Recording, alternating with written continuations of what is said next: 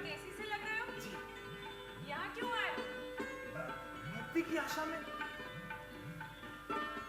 देश छोड़कर यहाँ क्यों आए हो? मैं तो मुक्ति की आशा में बहुत दूर से आ रहा हूँ। मैं पापी हूँ ना, महापापी। अच्छा, पापी की क्या गति होगी बता सकती हो? इस प्रदेश में पाप पुण्य जैसे शब्द नहीं बोले जाते। हम पाप पुण्य नहीं मानते। नहीं मानते मतलब? हैं?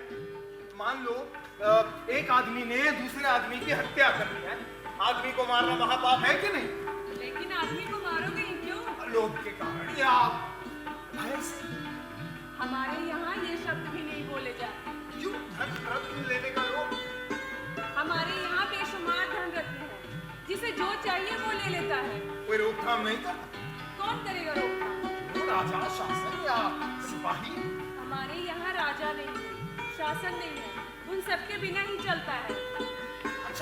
अच्छा मान लो किसी के बहुत सुंदर महल है और उसी के लोभ में उससे वो महल छीन लिया तो? भाई परदेसी, तुम देख ही रहे हो, यहाँ के सारे महल सुंदर हैं, पर वो भी किसी की व्यक्तिगत संपत्ति नहीं है। अच्छा चलो, जहाँ जाता है रह जाता है। महल के बीच मान लो किसी के बहुत सुंदर स्त्री है और उसी स्त्री के लोभ में उसके पति की हत्या कर दी तो?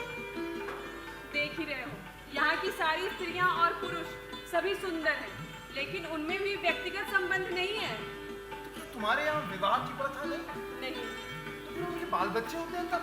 बाल बच्चे तो होते ही हैं, पर वो भी किसी के अपने नहीं, सभी इस किन्नर राज्य के नागरिक होते हैं। अरे कहाँ चल गया बच्चा? भैया आपका देखो। कहाँ चढ़ गया? अरे नीचे उतरो बच्चा, देखो। शैतान हो गया आजकल। भूत से आप ही का बच्चा संभाल के रखिए भाई। शरारत नहीं करते। इधर आओ। हाँ नवीन, सुनो, आज रात तुम मेरे साथ रह सकते हो। अगर यहाँ तुम्हारे पास रुक पाता तो बड़ी खुशी होती, लेकिन मैं तो पहले ही स्वप्निल को वचन दे चुका हूँ। आज भर के लिए किसी और से कहो ना। ठीक है, ना होगा तो गंधर्व से कहूँगी। अच्छा ये कौन? परदेसी है, यहाँ कैसे? पाप से मुक्ति पाने के लिए भटक रहे हैं। यानी कि दिमाग खराब हो गया आपका? इसका दिमाग खराब है? इसका दिमाग खराब है मेरा कि तुम्हारा? देख रहा हूँ तुम्हारे यहाँ धर्म, शासन, नीति, विवेक, नियम, कानून कुछ नहीं है। वास्तव में यहाँ सब कुछ भी नहीं, अगर फिर भी देखो सब कुछ कितने मजे में चल रहा है। अभी तो मजे में चल रहा है, जवानी में ऐसा ही लगता है, लेकिन जब बूढ़े हो जाओगे तब समझ में आएगा। इस परदेसी, उम्र तो हम लोगों की भी कुछ कम नहीं है। मेरी उम्र 150 साल है और उस सुंदरी की 125। क्यों मजाक करते हो?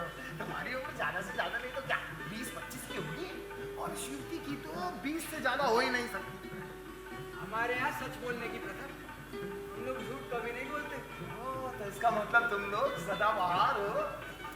देर से सही दुरुस्त समझे, किन्नर राज्य में चरियौवन है। चरियौवन? हाँ, पर ये कैसे संभव हुआ है? बहुत ही सरल है। अभी अभी तुम हैरान हुए थे ना कि हमारे यहाँ किसी का शासन नहीं, हाँ। ना राजा का ना समाज का। हाँ।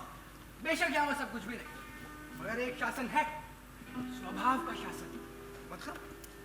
मतलब स्वभाव को अगर विधाता का दिया रास्ता मिले, कोई रोक टोक ना रहे, स्वभाव पर अगर संयम की लगाम ना हो तो आदमी तो सदा ही आनंद से रहे, और जो सदानंद है उसका मृत्यु से क्या भय? तो चिरयौवना होगा, चिरंजीवी होगा। भाई धरती पर ऐसा भी देश है, मैं नहीं जानता था। ये देश धरती के अंतर्गत नहीं आता, किन्नर राज्य स्वर्ग और पृथ्वी के बीचों बीच। यहाँ से एक धाप आगे बढ़ते ही नंदन लोक है। अरे तो तुम लोग धाप मारकर वहीं क्यों नहीं चले जाते? मनुष्य देहधारियों के लिए वहां जाने की गुंजाइश नहीं है, मगर सुना है कि महाराजा युधिष्ठिर वहां सशरीर पधारेंगे। युधिष्ठिर को जानते हो?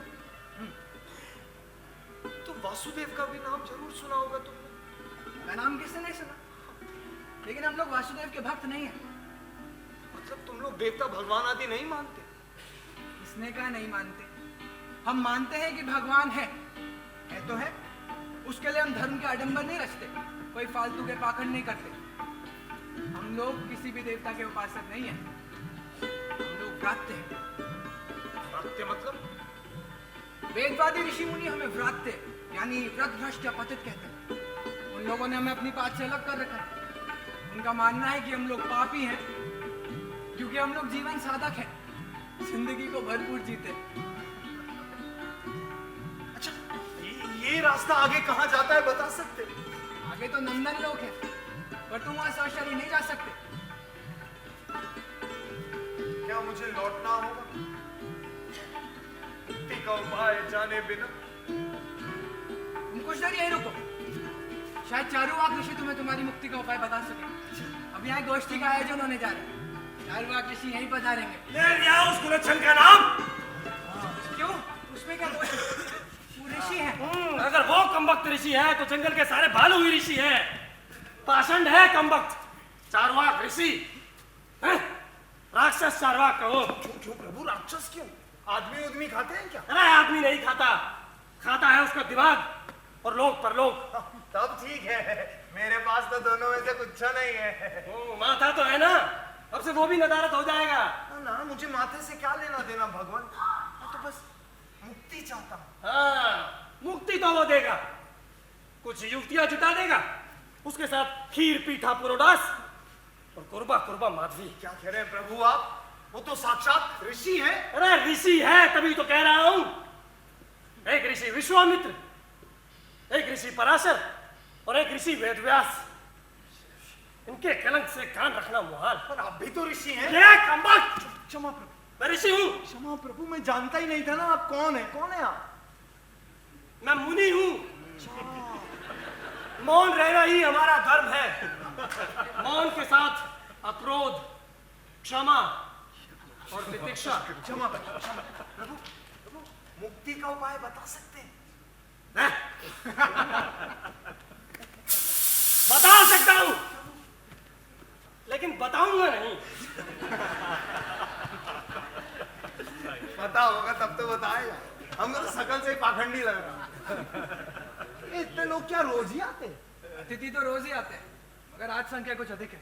गोष्ठी में क्या होगा? वाद विवाद होगा। ये सारे अतिथि वेदवादी हैं। ये जी हाँ, यानी आत्मा ईश्वर परकाल आदि मानते हैं, हम नहीं मानते। दोनों पक्षों में इसी पर तर्क होगा। तर्क। प्रणाम ऋषि।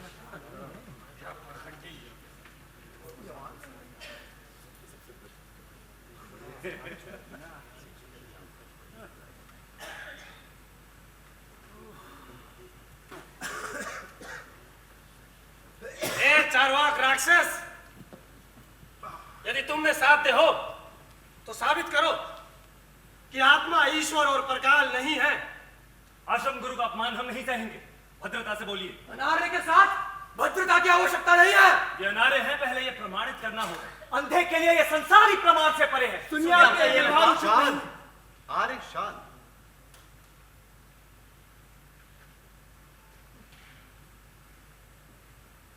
अंधा आदमी तो जगत को नहीं देख पाकर भी उसका स्पर्श कर पाता है, उसका स्वाद ले सकता है।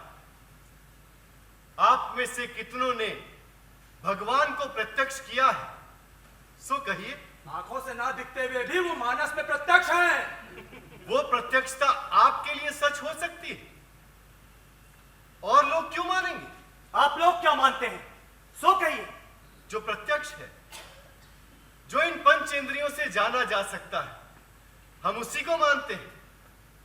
उसके अलावा जो है, प्रमाण के अभाव में उसका अस्तित्व नहीं है। तब तो आप आत्मा को नहीं मानते होंगे, क्योंकि वो प्रत्यक्ष नहीं है। बेशक नहीं मानते। तब तो आप ईश्वर, परकाल, धर्म कुछ भी नहीं मानते। हाँ, नहीं मानते। ईश्वर, परकाल, धर्म, ये सभी बातें षड्यंत्रकारी, पराये अन्न पर पलने वाले ब्राह्मणों की कल्पना मात्र है। आपकी बातें सच भी हो तो इसमें ब्राह्मणों का क्या लाभ? लाभ है राजा की कृपा। ब्राह्मण लोग निहायत मामूली जीवन बिताने के आदि हैं। थोड़ा सालवा चावल, घी से ज्यादा कुछ नहीं चाहिए उन्हें। तो फिर वे गलत ढंग से राजा की दया की भीख क्यों लेना चाहेंगे? नहीं तो उतना भी तो नहीं मिलने को है। अच्छा, ये कहिए, आप लोग तो आत्मा, ईश्वर, परकाल कुछ भी नहीं मानते, तो फिर आपके जीवन का उद्देश्य क्या है? सुख पाना। सुख पाना? सुख पाना तो परकालवादियों का भी उद्देश्य है। फिर फर्क पंथ का है, साधना की रीति का है। वेदवादियों से हमारा यानी लोकायतों का उद्देश्य का अंतर नहीं है। अंतर है उस लक्ष्य तक पहुंचने के उपाय का। जरा और स्पष्ट करके कहिए। आप लोगों ने तप, तितिक्षा, कृच्छ साधनों से जीवन को कांटों से भर रखा है। उपवास, अनिद्रा, भोग राहित्य से अपने आप को कष्ट देते हैं, क्योंकि आप लोगों का मानना है इन सभी प्रक्रियाओं से सुख मिलेगा। आप लोग किसी तरह जीते भर हैं, सुख आप लोगों को नसीब नहीं होता। यहां ना मिले, परलोक में मिलता है। परलोक भी है, ये तो साबित नहीं हुआ है। अच्छा, तुमने हमारे साधन पंथ की बात तो कही, अब जरा अपने साधन पंथ की भी कहो। जीवन को वंचित ना करो, पांचों इंद्रियों को उनका अपना भोग दो, हाथों हाथ सुख मिलेगा। जीभ अच्छा खाना चाहती है, खाने दो उसे।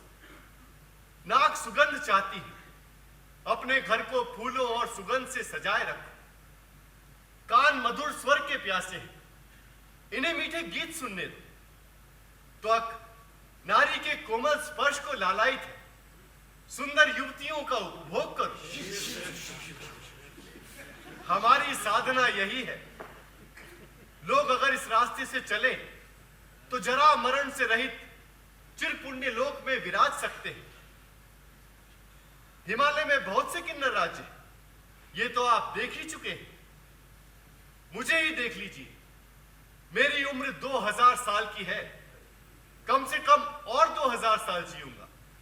हो सकता है शायद चिरंजीवी हो जाऊं। हम सभी सुखी हैं, भोगी हैं, हमारी हर कामना पूरी हुई है। महाशय, लगातार भोग करते रहने से इंद्रियां शिथिल हो जाती, धीमे धीमे पेट की बीमारियां होने लगती हैं। आप लोग भूल करते हैं, जरूरत से ज्यादा भोग से ही उत्पात होते हैं। भोग और अतिभोग में आकाश पाताल का फर्क है। विचार करके नियमित भोग कीजिए, इसी जीवन में परम सुख पाइएगा। ठीक है, माना कि ईश्वर प्रकार आदि नहीं है, लेकिन इस जड़ जगत में चेतनता कैसे आई? स्वतंत्र किसी चैतन्य स्वरूप की कल्पना मत कीजिए मुनिवर। चैतन्य दरअसल जड़ का ही विकार है। मसलन तंदुल, गुड़ आदि द्रव्यों के कल्प मिलने से 2 ही दिनों में उनमें मादकता आ जाती है। उसी तरह यथा यथा मिले पंचभूत से ही चैतन्य की सृष्टि होती है। 2 लकड़ियों के आपस की रगड़ से आग पैदा होती है। आग आखिर लकड़ी का ही तो अवस्थांतर है, लिहाजा चैतन्य जड़ में ही मौजूद है। बस, इस पाप आलोचना को धिक्कार है। मैं इस नरक जैसी जगह में एक क्षण भी नहीं ठहर सकता। चलो बंधुओं, चलिए मुनिवर, इस पाप नगरी में आकर ही मदद किया। चलिए। ठहरिए मुनिवर, आश्रम का आतिथ्य लेते जाइए।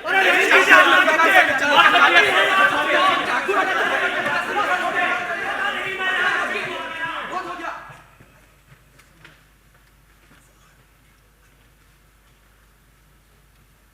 महाशय, आपको धन्यवाद। ये आप वेदवादियों के साथ उठकर नहीं चले। प्रभु, मैं मूर्ख गंवार, पेशे से व्याग्र, शास्त्र में नहीं जानता। अभी यहाँ जो आलोचनाएं हो रही थी, बहुत थोड़ा ही समझ पाया। आप सुख के साधक हैं, मैं बड़ा दुखी आदमी हूं प्रभु। क्या दुख है आपको? प्रभु, मैं पापी हूं, महापापी। पाप से मुक्ति की खोज में देश देशांतर की खाक छानता फिर रहा हूं। सुना है कि हिमालय सारी समस्याओं का समाधान है, सारी खोजों का अंतिम लक्ष्य। इसलिए घूम फिर कर यहां आ गया। यदि मेरी कोई गति हो जाए तो। आर्य, आपने लोकाय तत्व के मर्म पर चोट की। मैं कुछ समझा ही नहीं प्रभु। दुनिया में सभी सुख चाहते हैं, मगर आज तक पाप से मुक्ति पाने की आशा में मेरे पास कोई नहीं आया। आज इस समस्या के सामने आने पर मैंने समझा कि मेरे तत्व में ऐसा कोई उपाय नहीं जो दुखी के दुख को दूर करे, पापी को पाप से मुक्त करे। पाप ताप, दुख से ऊपर सुख लोक है। लुकाए तत्व उसी सुख की खोज रखता है। आपके प्रश्न का उत्तर मेरे पास नहीं है। प्रणाम गुरुदेव। मित्रानंद, बड़े दिनों बाद कहां से आना हो रहा? सीधे इंद्रप्रस्थ से आ रहा हूं गुरुदेव। वहां की क्या खबर है? द्वारका में सारा यदुवंश आपस में लड़कर समाप्त हो गए। बलभद्र और वासुदेव ने देह रख दी। पांचों पांडव और द्रौपदी ने महाप्रस्थान के पथ पर यात्रा आरंभ कर दी। इतने दिनों की बात है? 7-8 साल के लगभग हो गए होंगे। इतने दिन हो गए? हाँ। हम लोगों को तो कुछ भी मालूम नहीं। मालूम कैसे हो गुरुदेव? आपका आश्रम तो हिमालय की दुर्गम उपत्यका में सुखलोक में है। दुनिया का दुख यहाँ आ ही नहीं सकता। नहीं आनंद, लोकायत तत्व छिद्र विहीन नहीं है। आज मैंने लोकायत तत्व की सीमा को समझा है। ये सज्जन बहुत दुखी हैं, पर मैं इनका दुख दूर करने का उपाय नहीं जानता। लोग कभी ना कभी किसी न किसी अवस्था में पाप करेंगे, लेकिन अगर उस पाप से मुक्ति का उपाय ना रहे तो जीवन असहाय हो जाएगा। क्या सचमुच पाप से मुक्ति का कोई उपाय नहीं प्रभु? है जरूर, लेकिन वेदज्ञ और लोकायत लोग उसे नहीं जानते। फिर पापी की क्या गति होगी भगवान? मैंने ज्ञान की साधना नहीं की, मैं केवल आनंद रसपान करने में तन्मय था। आज आपके प्रश्न से समझा, जीवन का एक अंधेरा अंग है।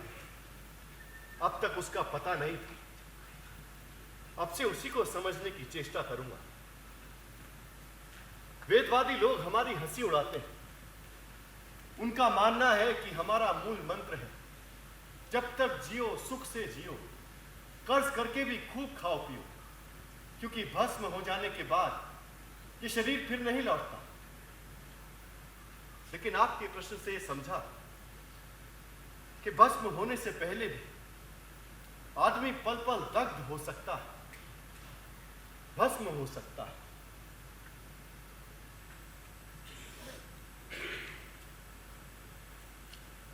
आपको लौटना होगा। पाप से मुक्ति का उपाय पाप के उद्गम स्थल पर ही मिलेगा। जहां से भागकर आ रहे हैं वहीं जाकर देखिए, आपको आपके प्रश्न का उत्तर अवश्य मिलेगा। सच प्रभु, धन्यवाद। चलता हूं। प्रणाम। प्रणाम।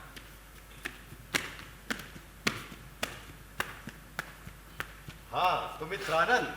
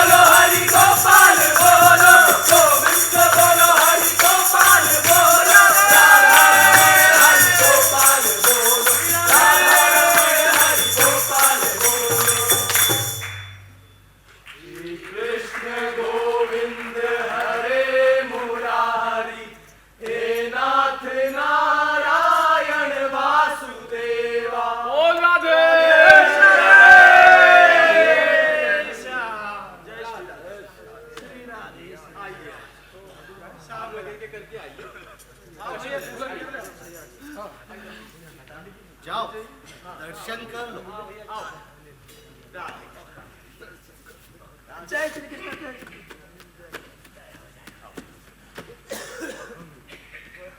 कृष्ण गोविंद हरे मुरारी हे नाथ। पंडित जी देवता कहाँ? अंदर तो कोई नहीं है। क्या कह रहे हो भैया? ये आदमी ढोंगी है। कुछ नहीं अंदर खाली मलक छिकेगा। निकल यहाँ से, हिला नहीं था। अरे पापी है भैया, पापी पंडित जी। ए तू देवता ने पापी, दर्शन नहीं दिए। तेरा बाप पापी, तेरा खानदान पापी, तेरा साले तेरा पूरा खानदान पापी। तेरी माँ उसने पापी साले हमको समझा रहा है, अंदर कोई नहीं है, हमको नहीं पता है क्या? पाखंडी साले सबके सब हमको समझा रहा है। हमको बता रहा है पापी साला। अफसोस न करो, समय पर दर्शन अवश्य मिलेगा। और सबने देखा, केवल मेरे लिए ही ये दंड है। सबने देखा। और क्या, कोई भी तो नहीं कह रहा कि नहीं देखा। वाह वाह वाह, क्या दर्शन पाए, साक्षात चतुर्भुज विष्णु मूर्ति।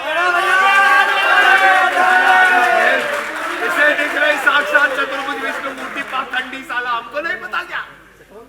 जानते हो बात क्या है? दर्शन नहीं मिला कहने से ही लोग पापी समझेंगे, इसीलिए सब ढोंग कर रहे हैं। तुमने दर्शन पाया? शुरू में उन्होंने दर्शन नहीं दिए, पर अब तो वे मुझे कहीं भी दिखाई पड़ जाते हैं। मुझे भी दिखे थे जब मैं उनसे भाग रहा था। अब मैं उन्हें ढूंढ रहा हूं तो कहीं दिखाई नहीं देते। वासुदेव के प्रति अपराध किया है। तुमने कैसे जाना? हमारा नाम जरा है। तुम्हें कैसे पता चला कि मेरा नाम जरा है? हैं? कौन हो तुम? मदिरा, तू यहाँ? इतनी देर से तुम्हारे सामने हूँ, पहचान नहीं सके? कैसे पहचानता? तूने चेहरा जो ढका हुआ था। मैंने तो तुम्हारे आने से पहले ही भाप लिया था कि तुम लौट रहे हो। मेरी तो कुछ समझ में नहीं आ रहा है, सर चकरा रहा है। चलो मेरे साथ। कहाँ? मठ में, मैं वही रहती हूँ। ये जगह? वृंदावन है। वासुदेव अपनी लीला यही तो कर गए हैं ना। अच्छा, मठ में मुझे जाने देंगे? अरे जाने क्यों नहीं देंगे? ये ब्रजधाम है। यहाँ सभी या तो ब्रजांगना होते हैं या ब्रजबाल। सभी या तो सखा होते हैं या सखी। किसके? पूर्णावतार के, वासुदेव के। मुझ जैसा महापापी भी क्या वासुदेव का सखा हो सकता? देख रही हूँ अब तक वैसे ही ना समझ हूँ, वैसे ही गंवार। कहाँ कहाँ भटक आए? मत पूछ, हिमालय की खाक छान कर आ रहा। मैंने तुम्हें कहाँ कहाँ नहीं ढूंढा जरा। तुम्हारी ही खोज में वृंदावन तक चली आई। मैंने तुम्हारे प्रति अपराध किया है। क्या कह रही? मैं पापी हूँ। क्या कह रही है तुम मदिरा? तुमने तो कोई पाप नहीं किया है। मैंने झूठ ही कहा था कि रानी तुम पर फिदा है। क्यों? उस समय वैसा ही लगा था। पापी का मन हर जगह पाप की ही छाप देखता है। पर मैं जानती थी कि रानी सती साध्वी है। तूने मेरे भ्रम को तोड़ा क्यों नहीं? बाप रे, तब तो मेरी खैर ही नहीं थी। उस समय तो फूल कर कुप्पा हो गए थे तुम। रानी को उपहार देने के लिए कौस्तुभमणि का हार दे दिया था तुमने। और ऐसे में अगर मैं ये कह देती कि मैंने गलत समझा था, तब तो तुम मेरा गला ही दबा देते। गला तो मैं दबा ही था। मैं जानती थी, इसीलिए मैंने सोचा थोड़ा मजा ही क्यों ना ले लिया जाए। हाँ हाँ, चालाक तो तू हमेशा से है। इसके सिवा एक और कारण भी था। और क्या कारण? सुनकर यकीन करोगे? हाँ हाँ, यकीन करने लायक होगा तो जरूर करूंगा यकीन। मैं तुमसे प्रेम करती थी जरा। रानी के प्रति तुम्हारी आसक्ति को मैं बर्दाश्त नहीं कर सकी। इसीलिए मैंने झूठ ही कह दिया था कि राजा मुझ पर मोहित है। इसी बात का भरोसा करके तो मैंने तुझे मारना चाहा था। मगर क्यों? जब सुना कि राजा तुझ पर आसक्त है तो समझा कि मैं भी तुझसे प्रेम करता हूं। राजा के चंगुल से तुझे छुड़ा पाना संभव नहीं था, इसलिए जब तुम दोनों को आलिंगन में बंधे देखा तो मुझसे रहा नहीं गया। मदिरा, तू अब भी मुझसे प्रेम करती है? प्रजांगनाओं को कृष्ण के सिवा किसी से प्रेम नहीं करना चाहिए। झूठ ना, तेरी आंखें कह रही, तेरा चेहरा कह रहा है कि तू अब भी मुझसे प्रेम करती है, अभी भी कहती है किसी और को प्रेम नहीं करना चाहिए। छोड़ो ये सब बातें। ये बताओ आगे कहाँ जाने का इरादा है? लौट रहा हूं, मुक्ति की आशा। लौट कर कहाँ जाओ? द्वारिका, अपने देश। भंग शराब का नशा अभी भी करते हो क्या? अरे अब कहाँ, छोड़ दिया सब। द्वारिका नगरी समुद्र में डूब चुकी है। और मेरी मुक्ति तो वही है मदिरा, मेरा चक्र तो वही पूरा होता है। ये लो, कौस्तुभमणि का हार मेरे पास ही रह गया था, लेते जाना। कौस्तुभमणि का ये हार वहां किसे दूंगा? समुद्र के पानी में डाल देना, उनको मिल जाएगा। मगर हाँ, होशियारी से काम लेना। देश में बहुत अराजकता है और तुम बहुत भोली। बड़े बड़े नगरों से बचकर चलना। रात के समय जंगल में ही ठहरना, किसी मठ या सराय में मत रुक जाना। और हाँ, किसी राहगीर से मिताई मत कर लेना। ऐसा क्यों कह रही है? अरे जानती हूँ, इसलिए कह रही हूँ। आज इस ब्रज मंडल को छोड़कर सारा देश चोर डाकुओं का बसेरा हो गया। 10 साल पहले तो ऐसी दशा न थी। उस समय अट्टालिका जो खड़ी थी, वासुदेव के देह रखने के साथ ही मानो बांध टूट पड़ा। क्या सोच रहे हो? मदिरा, मैं मूर्ख गंवार यार, इस पर जिससे बड़ा पाप नहीं वो पाप किया। पाप से मुक्ति की आशा में हिमालय तक की खाक छान आया। मुक्ति तो नहीं मिली। और हाँ, बहुत से ज्ञानी, गुणी, योगी, तपस्वियों के दर्शन मिले। उनके उपदेशों को और तेरे कहे को मिलाकर आज मैं समझा कि पूर्णावतार अपने हाथ और कलम से कुछ नहीं करते। देखो ना, कुरुक्षेत्र की लड़ाई में सबने हथियार संभाला, लेकिन उन्होंने घोड़े की लगाम थामी। अपनी आंखों के सामने यदुवंश को ध्वस्त होता देखकर भी उन्होंने अपनी कानी उंगली तक नहीं उठाई। पूर्णावतार आप कुछ नहीं करते, वो तो बस तटस्थ रहकर सारे मानव समाज को पूर्णता के पथ पर चलने को कहते हैं। पूर्णावतार निरर्थक नहीं हुए, निरर्थक हुआ है आदमी। ये क्या किया तूने? प्रजांगना होकर मुझ जैसे महापापी के पैर छुए। तुम तो मुक्त पुरुष हो जरा। नहीं, पापी हूं मैं, महापापी। अब तो बस यही आशा है कि जिसने चरम पाप कर लिया उसका पाप और क्या बढ़ेगा। नहीं मदिरा, मैं मुक्त पुरुष नहीं हूं, मुक्ति की आशा रखता हूं बस। मुक्ति की राह पर चल रहे हो, मुक्ति तो मिलेगी ही। तू भी चल मेरे साथ। नहीं जरा, मेरे लिए आगे कोई राह नहीं। तुम अपनी राह लो, वासुदेव रक्षा करेंगे। अच्छी बात, चलता। श्री कृष्ण गोविंद हरे मुरारी, हे नाथ नारायण वासुदेवा। श्री कृष्ण गोविंद। अरे भैया, देख कर संभाल कर। भैया, ये रास्ता द्वारिका को ही जा रहा है ना? रास्ता भी द्वारका को यही गया है। अगर दाढ़ी बाल असली हुए तो शायद पहुंच भी जाओ। क्यों, ऐसा क्यों कह रहे हो? आगे बढ़ोगे तो खुद ही समझोगे। क्यों, डाकू आपको है क्या? डाकू लुटेगा आजकल कौन नहीं भैया? रात को मैं भी डकैती करता। तो दिन में क्या करते? वही जो करते देख रहे हो। दिन में जिन राहगीरों को राह बताता हूँ, रात को उन्हीं के सर पे ये लाठी। बाप रे, अब तो लगता है रात में पाने से मुझे भी मार दोगे। नहीं नहीं नहीं, तुम्हारी दाढ़ी बाल असली लगते हैं। हाँ, खींच के देख लो। साधु सन्यासियों को हम कुछ नहीं कहते। तुम क्या बाल दाढ़ी से साधु सन्यासी समझते हो? और किसी बात से समझे भैया, अंदर अंदर सबके सब डाकू चोर लुटेरे ही है। तो है भाई। मैं चलता हूँ। हाँ, अपना ध्यान रखना। हाँ। संभल के जाना। हाँ, चलता भैया। तुम भी संभल के ही जाना। हाँ। डाकुओं को भी लूट ले कोई।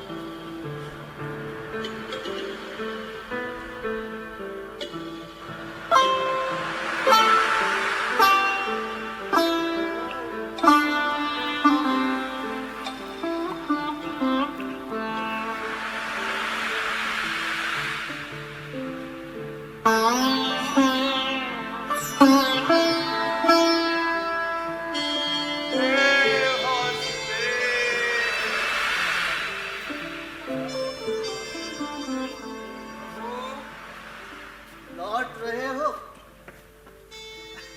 हाँ, लौट रहा हूँ। प्रभु, प्रभु कह सकते हो। मेरा नाम प्रभु दयाल है। वो यहाँ यदुवंशियों की राजधानी हुआ करती। 10 साल हुए पानी में डूब गई। कोई नहीं बचा। जो बचे थे वो भाग खड़े हुए। किसे ढूंढ रहे हो? पता नहीं, कुछ नहीं जानता। छूट गया था क्या? नहीं, मैं तो सब नष्ट कर गया था। फिर लौट क्यों आए? मुक्ति की आशा। बग्गा, मेरा बेटा, मेरा बच्चा, मेरा बच्चा। ये काटा था, हैं? काटा था।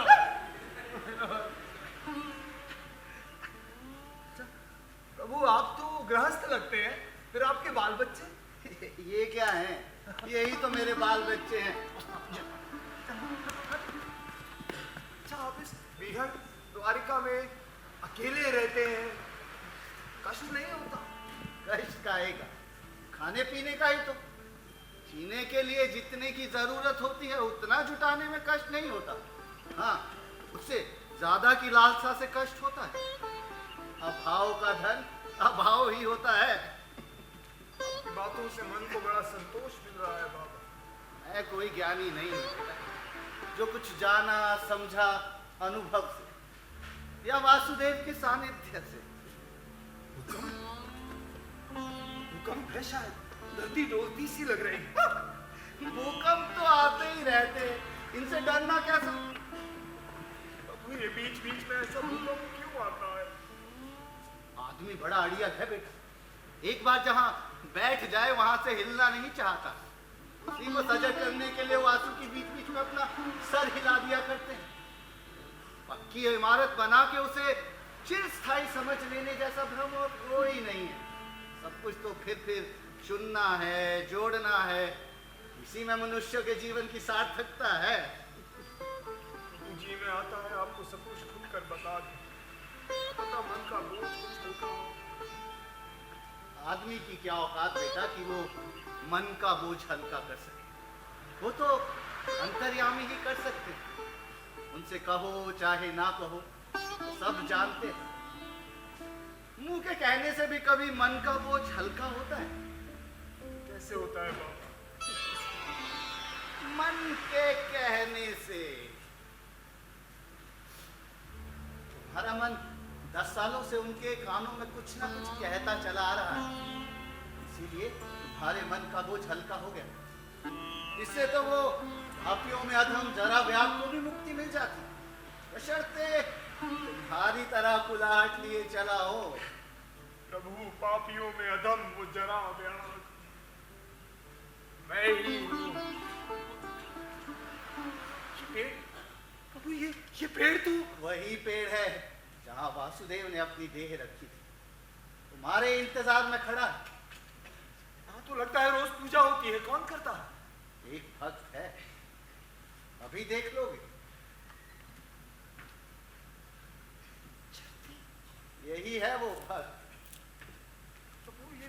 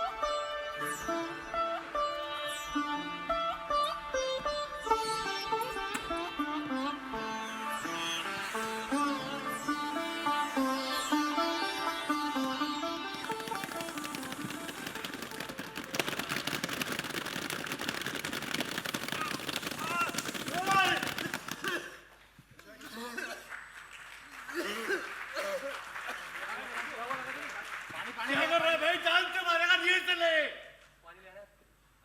साला कबड्डी में रोल रहा है। Grow up. तो करो, जल्दी करो यार, क्या करोगे? अलग से क्या हो रहा है भाई? पूजा के सामान आ गया है क्या? तो चलो फिर पूजा के लिए टाइम हो गया शो का भाई। Himanshu, on set. ठीक है, हम लोग पूजा के लिए जा रहे हैं, 5 मिनट में फर्स्ट बेल दे देना। अभी टाइम नहीं है कर्टन कॉल का। ठीक है, 5 मिनट में फर्स्ट बेल दे देना। चलो भाई।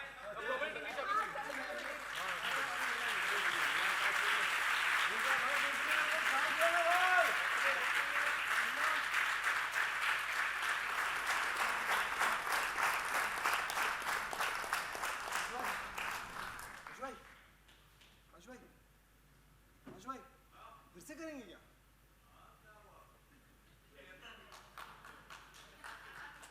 फिर से?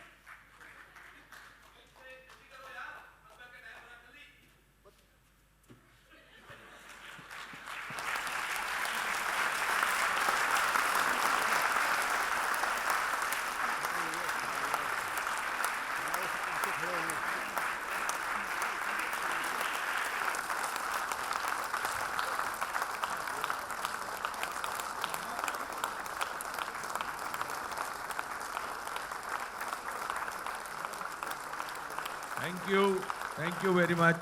Thanks. What a beautiful performance and what a wonderful production. एक बार और ताली बजनी चाहिए इनके लिए.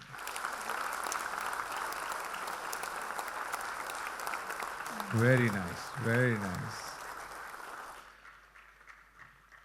मैं इससे पहले कि हमारे गेस्ट को मंच पे बुलाऊं, उससे पहले मैं दो अनाउंसमेंट करना चाहता हूं। कल 2 बजे पूला देश पांडे मिनी थिएटर के अंदर दर्शन जरीवाला के साथ इंटरफेस होगा। वो अपने जीवन की जीवनी, अपने फिल्म की जीवनी, अपने एक्टर की जीवनी, स्वयं की जीवनी, उसके बारे में बातचीत करेंगे। आप सब आमंत्रित हैं। ज्यादा से ज्यादा संख्या में पधार कर उनका उत्साह बढ़ाएं और उन्हें सुने, उनकी जिंदगी को सुने। Darshan Jariwala, a great actor we have for theatre and television and films. दूसरा, अभी 7:30 बजे नेहरू सेंटर में परफॉर्मेंस है। आप यहां से वहां जा सकते हैं। उससे पहले हम एक डायरेक्टर्स मीट करेंगे जो सिर्फ आधा घंटे या 20 मिनट की होगी, जिसमें आप निर्देशक से अपनी क्वेरी, अपने प्रश्न, अपनी जिज्ञासा जो भी पूछना चाहें इस नाटक के बारे में, इस नाटक के बनावट के बारे में, इस क्राफ्ट के बारे में, कॉस्ट्यूम्स के बारे में, लाइट्स के बारे में, इसकी लिखावट के बारे में, जो भी पूछना चाहें आप डायरेक्टर से बात कर सकते हैं।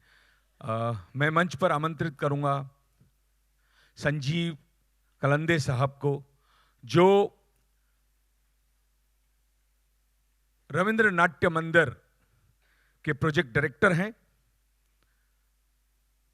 सर प्लीज मंच पे पधारें।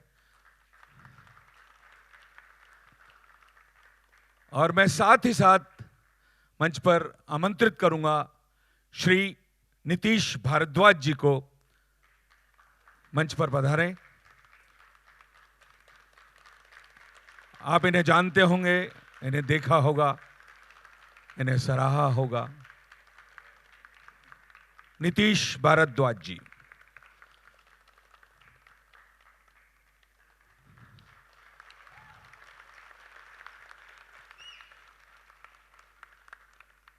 इस नाटक की निर्देशिका भारती शर्मा।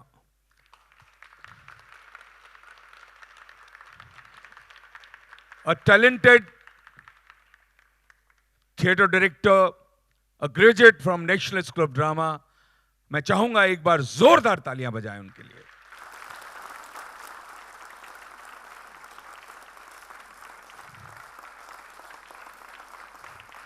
थैंक यू भारती जी।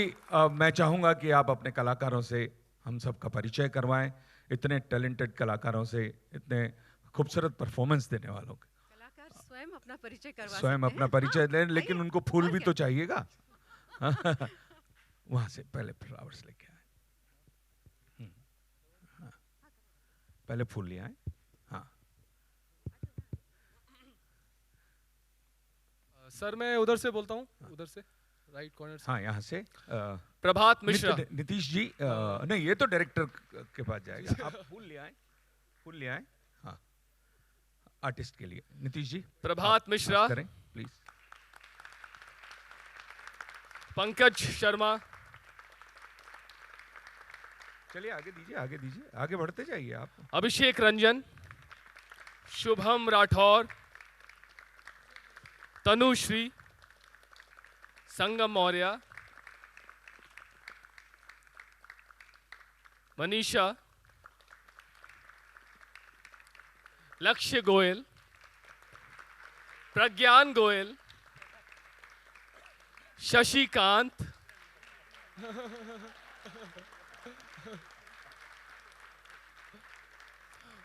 मोहित त्रिपाठी।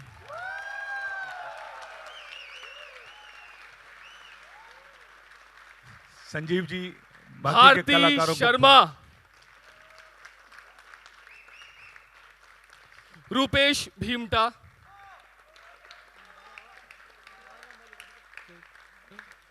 श्रुति सारस्वत। नितिन कौल। देवेंद्र जोशी। कुमार रत्नाकर। सुधांशु रॉय। दिव्यांशु कुमार। संजीव यादव। अंकित कौशिक और अनुराग ठाकुर।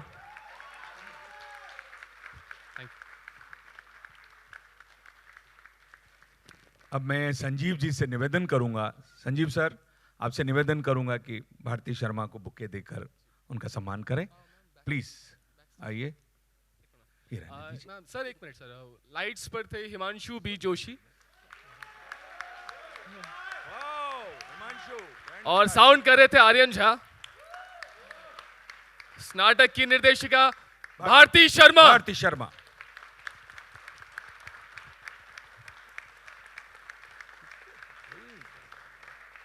मैं नीतीश जी से निवेदन करूंगा कि भारती शर्मा को शॉल ओढ़ाएं और साथ में नारियल देकर उनका सम्मान करें।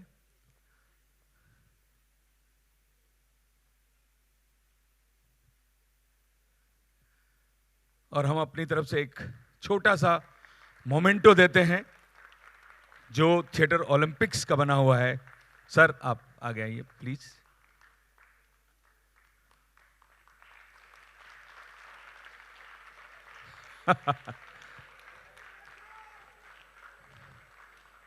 Thank you very much. और कल भी यहाँ 4:30 बजे एक परफॉर्मेंस है और शाम को 7:30 बजे परफॉर्मेंस है। मैं चाहूंगा कि ज़्यादा से ज़्यादा संख्या में आप पधारें। और अभी हम एक डायरेक्टर्स मीट रखेंगे, जस्ट 5 मिनट्स का ब्रेक देते हैं। उसके बाद आप जो रुकना चाहें वो रुके, जो जाना चाहें वो जा सकते हैं, किसी के लिए फोर्स नहीं है। बट मैं चाहूंगा कि ज़्यादा से ज़्यादा संख्या में आप विराजें यहाँ पर और साथ ही उनके साथ चर्चा करें। Thank you, thank you. और मेरे दोस्त, या तो फिर आपको मंच पे बुला के मुझे लगता है आपसे इंटरेक्शन शुरू करनी पड़ेगी। तो नीतीश जी से निवेदन करता हूं कि आप डायरेक्टर मीट को शुरू करें। सबसे पहले बहुत बहुत बधाई भारती जी को। बहुत ही सुंदर production. What a wonderful piece of writing, lighting, music, dance, जितनी नाट्य की विधाएं हैं उन सब का एक सुरीला, बहुत ही सुंदर संगम। और लेखन तो ऐसा है कि मैं खुद ही भारती जी से पूछना चाहूँगा कई सारे प्रश्न, लेकिन बार बार मुझे जो है वो गीता के अलग अलग श्लोक इसमें नज़र आने लगे, जिससे प्रतीत होता रहा कि लेखक अध्यात्म से कितना जुड़ा हुआ है।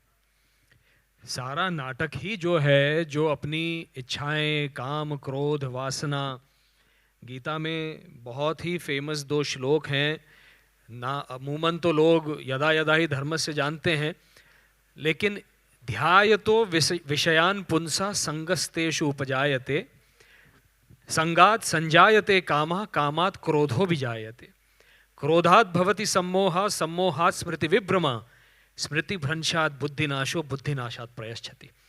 ये जो जरा का पूरा जीवन है उसका वो मन में वासना का जागना। मैं काम इसलिए नहीं कह रहा हूं क्योंकि काम का अर्थ होता है केवल इच्छा। जो एक बालक जन्म लेते ही आधे घंटे में दूध की कामना करता है उसको काम कहते हैं, केवल इच्छा। जब काम बहुत बढ़ जाता है तो वो वासना बन जाती है। ये सारा खेल जीवन का जो है वो चित्त और वृत्ति को, अपनी चित्त को, अपनी वृत्तियों को, उसका निरोध करना। पतंजलि के योग सूत्र में जो कहा है योगस्य चित्त वृत्ति निरोधः, यही योग है। इसी के ऊपर सारा खेल है जीवन का। और उसको इतनी उत्कटता से, अद्भुत आपका जो प्रकटीकरण था, जो लेखन था इस नाटक का, इतना अद्भुत था कि this is how spirituality must reflect in life and very subtly it should give some kind of a message. तो मैं इसकी शुरुआत प्रथम प्रश्न से करता हूं। ये मंच इनका है और सबसे पहले तो बहुत तालियों की गड़गड़ाहट होनी चाहिए। इतना सुंदर ये प्रोडक्शन था, इतना सुंदर प्रोडक्शन था। नाटक, सिनेमा, ये सब ऑडियो विजुअल मीडियम है। इसमें ऑडियो के साथ विजुअल का बहुत इम्पैक्ट होता है और विजुअल इम्पैक्ट इसका इतना सुंदर आपने लाइटिंग के माध्यम से, जिसने भी आपका लाइटिंग डिजाइन किया है, हिमांशु जोशी जी हैं। बहुत ही मतलब आप बधाई के पात्र हैं, बहुत बहुत बधाई के पात्र हैं। संगीत हर विधा, आपको ये भारती जी ये विचार कैसे आया कि एक साधारण व्यक्ति जरा के माध्यम से एक साधारण व्यक्ति की जो पिपासा है मुक्ति की ओर जाने की, ये मैं प्रकट करूं एक नाटक के माध्यम से? ये थॉट कहाँ से आया, कैसे आया? क्या आप अध्यात्म के प्रति आपका झुकाव है या क्या है? जी, असल में हम लोग कृष्ण को एक्सप्लोर करना चाहते थे। ये 2004 की बात है। तो कृष्णा क्या है, और मेरे हाथ में एक प्ले लगा था अरण्य किरण, शायद आपने पढ़ा हो। और उसमें कृष्ण जो हैं उनके अंतिम दिनों में सभी उन्हें गालियां दे रहे हैं।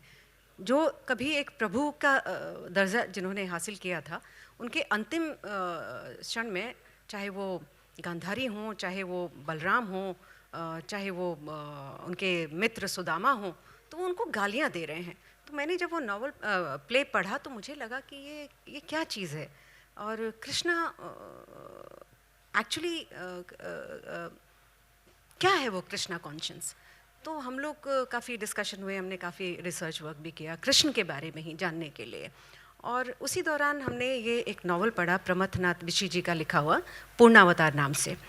तो पूर्णावतार आपके सेल्फ का जो एक पूर्ण अवतार है, वो आपकी जो आपकी चेतना है, जब वो हायर लेवल पे उठती है और एक कॉन्शियसनेस आपकी जो है, और वो स्पिरिचुअल लेवल तक जाती है, और आप एक डिफरेंट सेल्फ को, अपने सेल्फ को, उसके पूर्ण अवतार को एक्सपीरियंस करते हैं।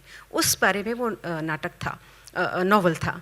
लेकिन उस नॉवल को मंच पर लाना वो हमारे लिए बहुत ही बड़ा चैलेंज था कि 400 पेज का नॉवल है और उसको हम मंच पे कैसे लाएं। वो नॉवल जब हमने पढ़ा तो हमें कृष्ण बहुत हद तक समझ में आए कि कृष्ण जो है वो आपकी कॉन्शियस है, आपका विवेक है, और वही विवेक जो आपको हर समय इंगित करता रहता है सही क्या है, गलत क्या है। तो वो जब आप जब उसको मार देते हैं, अपनी कॉन्शियस को मार देते हैं, अपने विवेक की सुनना बंद कर देते हैं, तो आप एक पाप जैसी चीज़, हालांकि पाप और पुण्य जैसी कोई चीज़ होती नहीं है, वो हमारा ही नज़रिया है, चीज़ों को देखने का एक अलग परसेप्शन है। किसी को वो कोई घटना जो घटी है वो पाप लगेगी, दूसरे को वो पुण्य लग सकती है। तो वो आपकी अपनी ही कॉन्शियस आपको जो है गाइड कर रही होती है, और उसको जब भी हम मार दें, विवेक को मार दें, तो आपको ये एहसास होगा कि मैंने पाप कर दिया, पाप किया। और इस नॉवल में ये था कि जरा को ये एहसास होता है कि मेरे से पाप हो गया, उसे करवाया जाता है कि तूने प्रभु को मार दिया है, और वो पश्चाताप में 10 साल तक वो भटक रहे हैं, और धीरे धीरे वो कई लोगों से मिलते हैं, और उनकी जो चेतना है, उनकी कॉन्शियसनेस है, वो हायर लेवल पर जाती रहती है, और वो एक स्पिरिचुअल लेवल तक पहुंच जाते हैं, और अंत में मुक्ति पाते हैं। तो ये नॉवल मुझे बहुत सटीक लगा कृष्णा को एक्सप्लोर करने के लिए। लेकिन इसको मंच पर लाना बहुत बड़ी चुनौती थी। हम इतने सारे लोकेल्स हैं, हम कोई सेट भी नहीं रख सकते थे, कितने सेट्स बनाएंगे, कितना रखेंगे, हमें बहुत बेयर स्टेज पर ही ये करना था। तो कैसे करें, हम सिर्फ स्पॉट्स का सहारा लिया हम लोगों ने कि सिर्फ स्पॉट्स में अलग अलग सीन्स हम लोग क्रिएट करें। और फिर आपने देखा होगा कि शुरू में लोग जो रेंग रहे थे, वो एवोल्यूशन का एक प्रोसेस भी, नाटक बहुत सारे लेवल पे बात करता है, लाइफ वो एवोल्यूशन की बात भी करता है, वो आपकी कॉन्शियसनेस की उसकी फ्लाइट की भी बात करता है, उठने की बात करता है, उत्थान की बात करता है, बहुत सारे लेवल पे बात करता है नॉवल प्ले हमारा। तो फिर ये एक करते करते 8-10 महीने में ये नाटक जो है, बहुत सारे डिस्कशन के बाद और बहुत सारी मंथन के बाद ये इस रूप में सामने आया। बहुत ही बढ़िया हुआ जो भी हुआ। मैं हमेशा कहता हूँ, आदि शंकराचार्य जी ने ये जो आपने कहा ना कि जरा का 10 वर्ष का जो ये ट्रैवल है, जर्नी है, यही सोल की जर्नी है, यही सोल की। हमेशा लोग मुझे कहते हैं, जब किसी एक साधु पुरुष की बात होती है तो अरे वो कहते हैं अरे इसको देखो, ये तो 100 चूहे खा के बिल्ली हज को चली। लेकिन वास्तविकता ही ये है कि इस मृत्यु लोक में 100 चूहे खाने के बाद ही तो दिमाग के किवाड़ खुलते हैं। बिल्कुल सही, यही वास्तविकता है, यही वास्तविकता है। असत्य से ही सत्य की ओर मनुष्य जा सकता है। बिल्कुल। और फिर वो उस एक समय आता है जब वो जन्म लेता है एक सन्यासी पुरुष के रूप में, और फिर वो मोक्ष की प्राप्ति करता है। लेकिन प्राप्ति भी मोक्ष की हो, ये इच्छा मन में जागृत होना ही सबसे बड़ी बात है। बहुत सही। वरना लोग तो प्राप्ति धन दौलत गाड़ी घोड़ा इसी के करते हैं। मुक्ति की प्राप्ति बिल्कुल की इच्छा रखना। और जिसके लिए आदि शंकराचार्य जी ने कहा है कि विवेक चूड़ामणि एक ग्रंथ है, उसमें कहा है दुर्लभम त्रयमे वैतद देवानुग्रह हेतुकम मनुष्यत्वम मुमुक्षत्वम महापुरुष संश्रया। 3 चीजें जीवन में बहुत दुर्लभ हैं जिनके लिए देवों की अनुकंपा होना आवश्यक होता है। मनुष्यत्वम, द फीलिंग ऑफ भूत दया, प्राणी मात्र के लिए भूत दया। मुमुक्षत्वम, मोक्ष पाने की, निर्वाण पाने की इच्छा। और महापुरुष संश्रया, महापुरुषों का सत्संग हो। ये मनुष्य के मन में इतना जाग जाए तो देवों की अनुकंपा है, उसकी फिर दिशा जो है वो सही हो जाती है। बहुत अच्छी तरह से आपने जरा का माध्यम इसमें बनाया है। मैं चाहता हूं कि लोग प्रश्न करें। जी, एक माइक आ रहा है।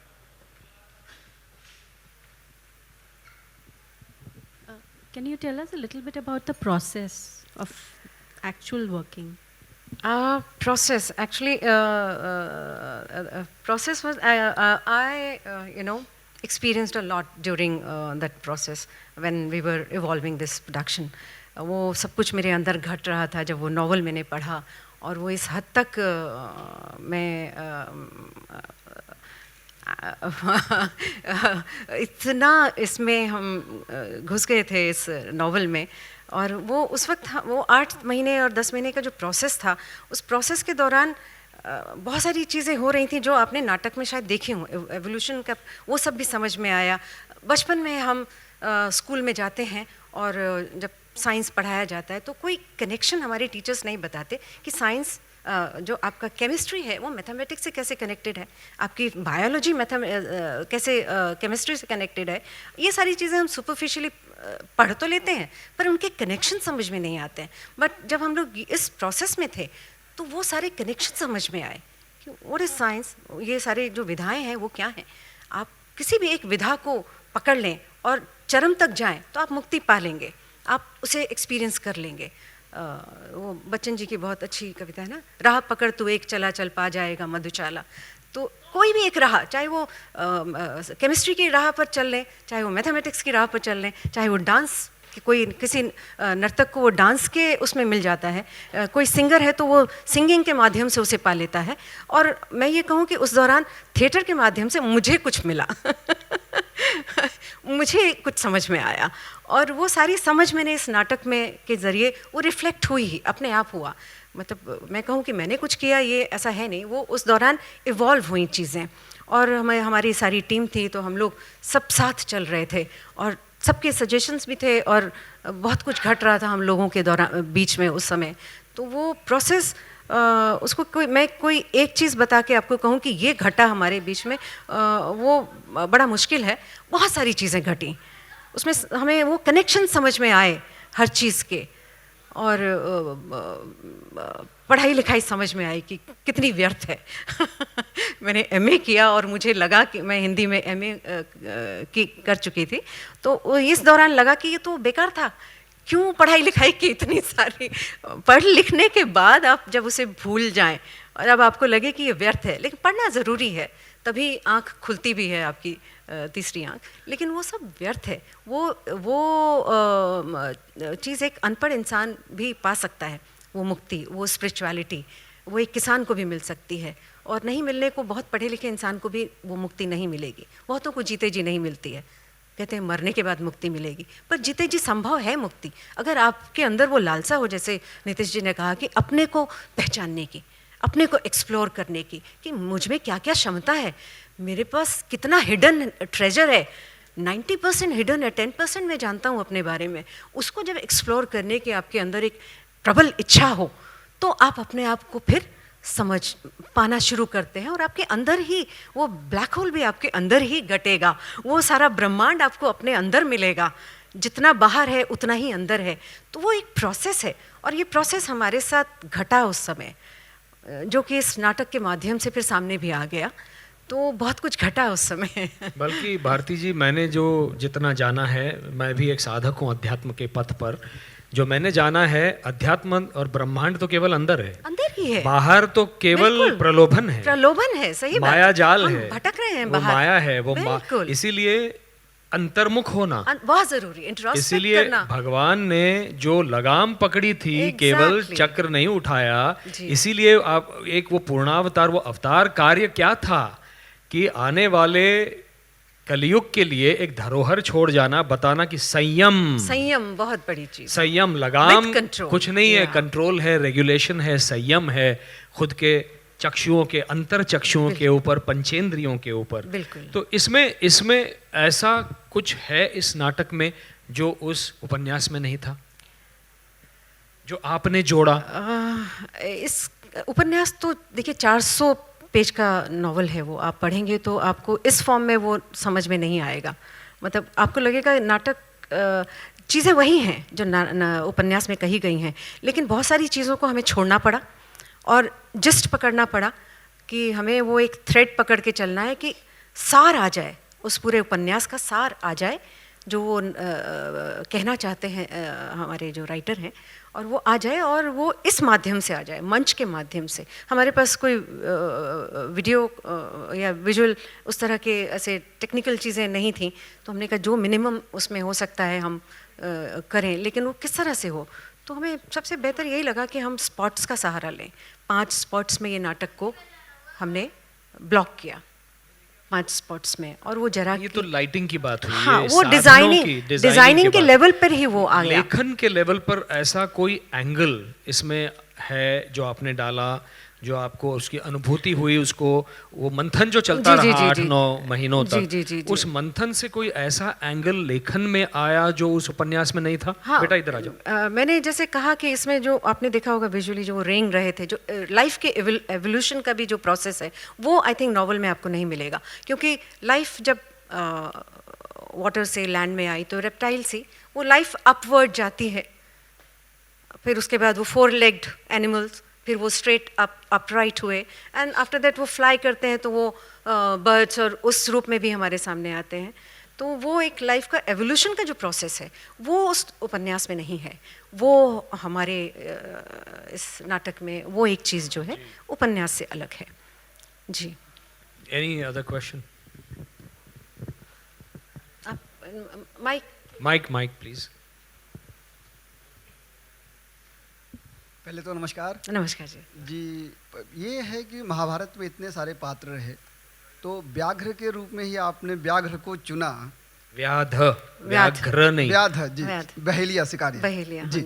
तो एक तो ये चुनना इनका कि मतलब आपने इसके रूप में किया। दूसरा ये कि जो पूर्णावतार किताब है, आपने उपन्यास को पढ़ा हो, तो जिस तरह से आपने यहाँ पे सारी चीज़ों को विजुअल किया, सारी चीज़ें देखे हम लोगों ने, मुझे नहीं लगता है कि ये पूर्णावतार में सारी चीज़ें होंगी, क्योंकि एक तरफ आपने चारवाक जी का पूरा दर्शन, एक 5 मिनट के उसमें आपने पूरा चारवाक जी का दर्शन दिखा वही दिया। मैंने कहा पूरा ना कि हमने बहुत जी, उसको जो जिस्ट पकड़ा उस नॉवल का, हालांकि इसमें बहुत सारी चीज़ें हैं। चारवाक वाला सीन बहुत मतलब 50 पेज का है। वो खट्टास के बारे में, जो खट्टास कैरेक्टर है वो बहुत मतलब 50-60 पेज के आसपास उसका बैकग्राउंड चाहता है। तो हमने जिस्ट पकड़ा, और ये कि सब कृष्णा के ही रूप हैं, सब उसी के अवतार हैं। एक बड़ी चीज अच्छी लगी जो है, जैसे चारवाक पे हम लोग जो मानते हैं कि भौतिकवादी हैं, सुख के पीछे मतलब ऋणम घृत्वा घृतम पिबेत और इस तरह की सारी चीज़ें होती हैं, लेकिन एक आपने अंत में जो चारवाक को भी दिखाया कि एक तलाश, मतलब उस ब्याह की एक तलाश रही है और एक चारवाक की भी तलाश होगी। हाँ, देखिए वो उस पंथ में वो भी अपने आप में पूर्ण है नहीं।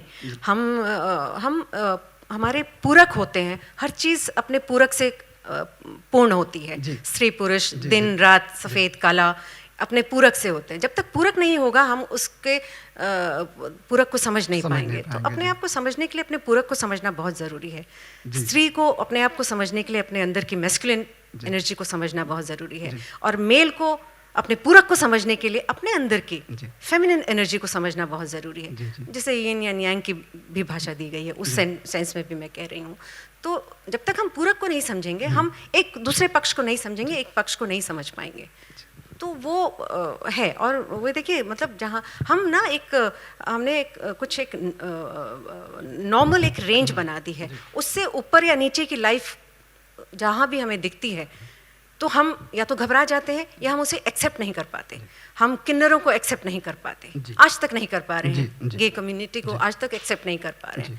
जबकि वो लोग, वो मैंने जब पूरक की बात कही कि स्त्री और पुरुष बायोलॉजिकली वो मिडल में है, बीच में है, जो वो बैलेंस है। स्त्री अगर वहां से चलती है, स्त्री अगर वो पूर्ण स्त्री है, अंश मात्र उसका पुरुष उसमें होगा जरूर, वो कम, उसके बिना वो स्त्री नहीं हो सकती। वो अगर चलती है और मिड में आती है, अपने स्त्रीत्व को भूल जाती है और वो पुरुषत्व की ओर जाती है, अपने अंदर के मैस्कुलिन एनर्जी को एक्सप्लोर करती है, तो पूर्ण स्त्री हो गई। ऐसे ही पुरुष के बारे में भी ये लोग मिडल में हैं, ये लोग हमसे पहले उस को पा लेते हैं, स्पिरिचुअलिटी को, जो मिडिल में है, क्योंकि वो बैलेंस है उनके पास। एक स्टेप इधर जाके वो पुरुष हो जाते हैं, एक स्टेप इधर जाके वो स्त्री हो जाते हैं, तो उनके पास वो हमसे पहले आ जाता है। हम अपने अपने ईगो को लेके बैठे रहते हैं। स्त्री को अपना ईगो है, पुरुष को अपना ईगो है, पुरुष होने का ईगो है, उसको स्त्री होने का ईगो है। इनको बेचारों को कोई ईगो नहीं हो नहीं सकता, क्योंकि कंफ्यूज्ड या उपेक्षित, उपेक्षित तो बात की बात है, पर बायोलॉजिकली कहें तो वो कंफ्यूज्ड होते हैं कि मैं स्त्री हूँ या मैं पुरुष हूँ, तो वो चीज़ उन्हें वो बैलेंस जन्मजात ही दे देती है। एक बात और, जैसे मिथक के रूप में अगर इसको लेते हैं, कोई अलग उसको भूमिका नहीं देते हैं, तो अभी हाल ही में पढ़ने को एक उपन्यास मैंने पढ़ा काशीनाथ सिंह जी का, तो उसमें एक ये आता है कि महाभारत का जो युद्ध हुआ, इसमें सही में जो नुकसान हुआ वो किसका हुआ, तो ये बताता है इसमें कृष्ण का ही सबसे ज्यादा नुकसान हुआ। वही तो मरते हैं सब जगह, सब जगह, मतलब शुरुआत से लेकर के, और हम सब में हैं। जब भी कुछ वो अंधा युग शायद आपने पढ़ा, उसमें जो कृष्ण की प्रभु हूँ या परात्पर हूँ, पर मेरा ये मानना है, गांधारी को वो कहते हैं कि मैं ही, वो जो अश्वत्थामा के उससे जो पीप और मवाद बहती है, वो मेरे ही शरीर से बह रही है, मैं ही हूँ सब जगह। बल्कि यदि आप देखें, हर महापुरुष की अंतिम यात्रा की यही व्यथा है। जी जी बिल्कुल जी। जब वो एक समाज को लीड कर रहा है, किसी एक समुदाय को लीड कर रहा है, तो वो बहुत चहीता होता है, लेकिन उस लक्ष्य को पाने के बाद वही समुदाय उसको छोड़ना चाहता है। यही व्यथा कृष्ण की थी। देखिए, जब ये तय हुआ कि युद्ध होगा और अर्जुन और दुर्योधन कृष्ण के पास गए, एक सिरहाने बैठा, एक पैरों के पास बैठा, ऐसी क्या आन पड़ी थी कृष्ण के ऊपर कि उन्होंने कहा कि या तो नारायणी सेना ले लो या मुझे ले लो, और मैं निहत था। वो जानते थे कि जो एक मर्सिनरी सेना थी, नारायणी सेना, यादव तब तक बहुत उन्मत्त हो चुके थे, पैसा इतना आ गया था व्यापार से, इतने बलशाली और उन्मत्त हो गए थे, अहंकारी हो गए थे। नारायणी सेना उनका सुनने की स्थिति में नहीं थी, वो कृतवर्मा की सुनती थी, बिकॉज दे वर मर्सिनरीज। तभी से इसकी शुरुआत हुई है। इसीलिए कहा या तो नारायणी सेना या मैं।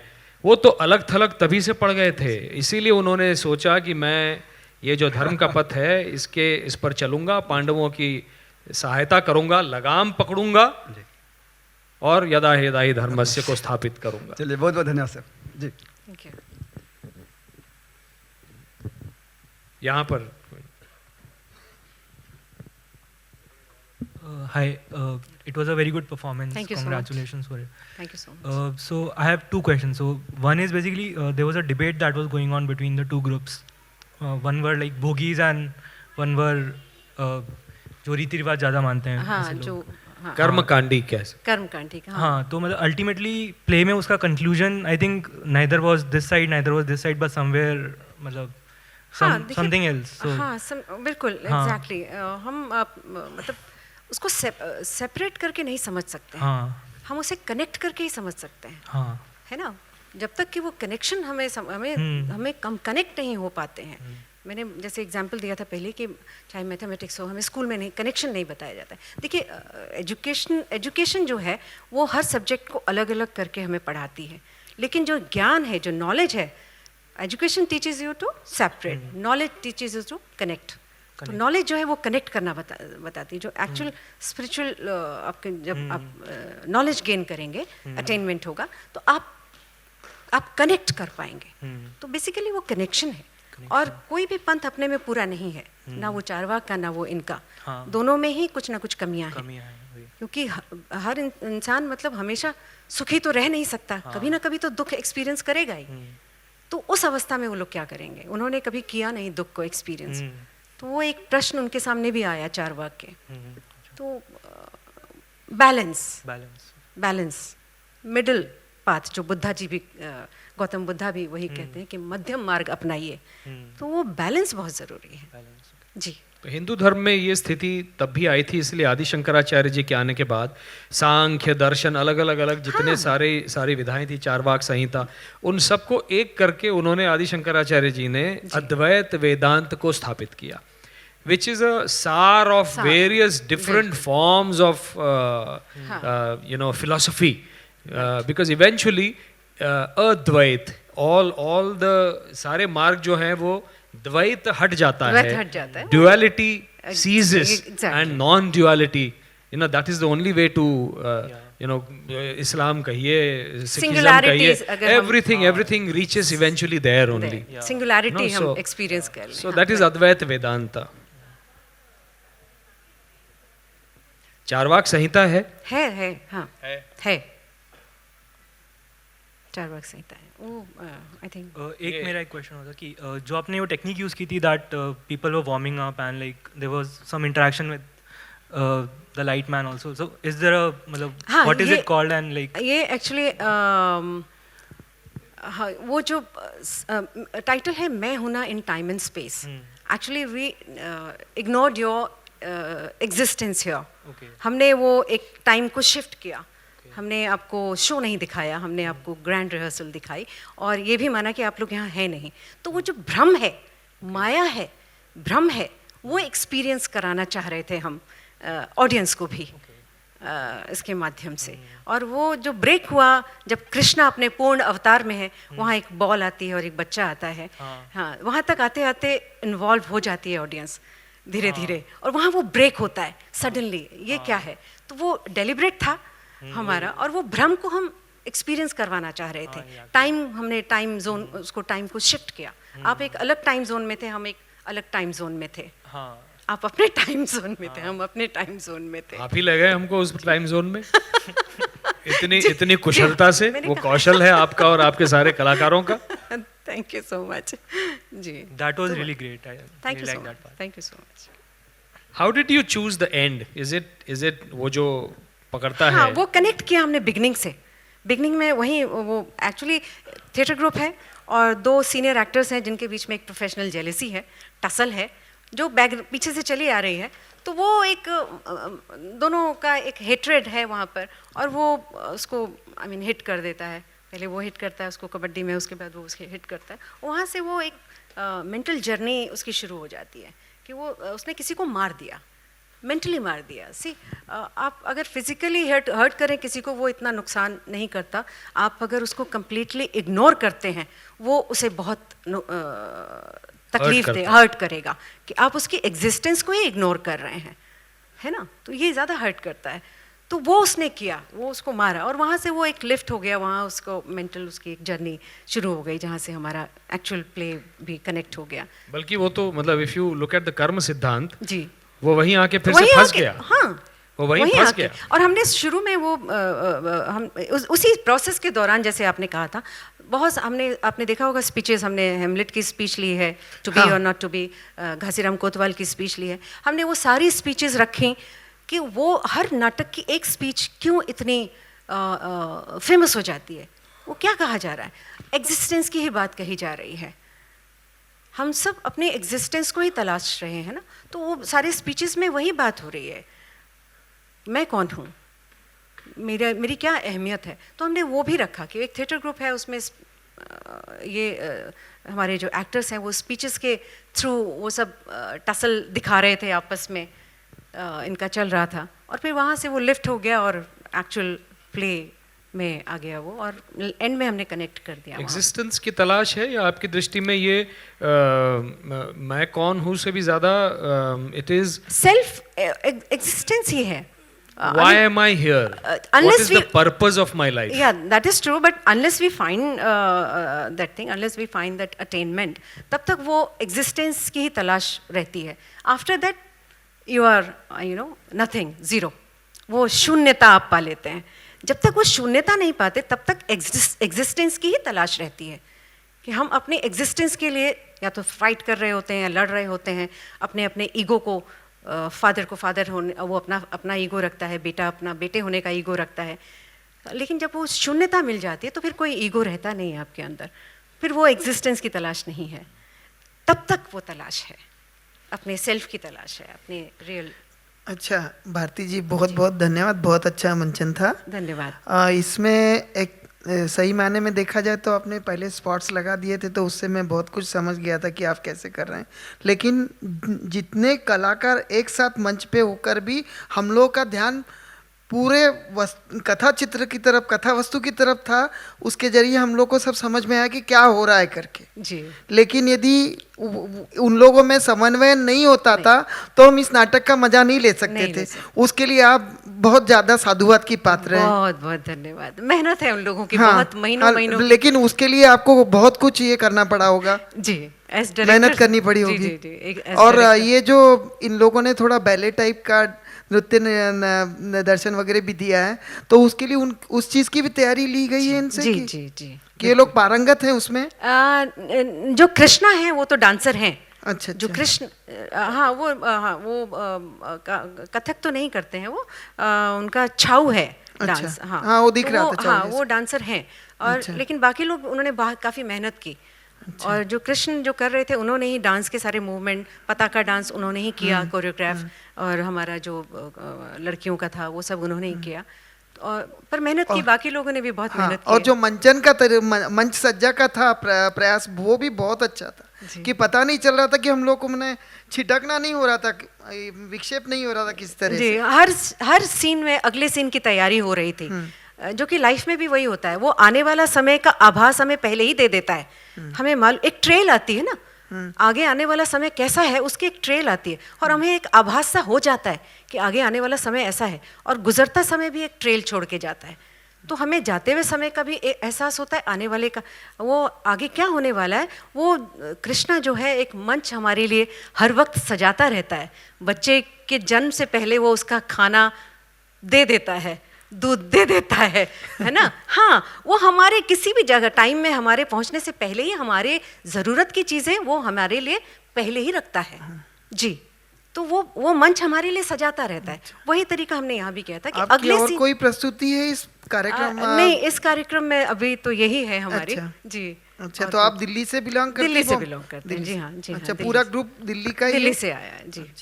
मुझे लगता है अधिकतर जो सार्वजनिक जीवन में लोग हैं, वो यदि इस बात को समझ लें कि प्रत्येक आत्मा जब जन्म लेती है तो अपना प्रारब्ध लिखा कर आती है, तो अपने अगली 10 पुश्तों की वो सब कमाई करके रखना सब लोग छोड़ना सीख जाएंगे. छोड़ दें. सही बात है. देखिए, बच्चे के जन्म से सार्वजनिक जीवन वाले सारे लोग जरूरत भर का तो वो हमारे लिए पहले ही रख के छोड़ देता है. बिल्कुल. आप यहाँ जा रहे हैं, आपको ये मिलेगा, चिंता मत करिए.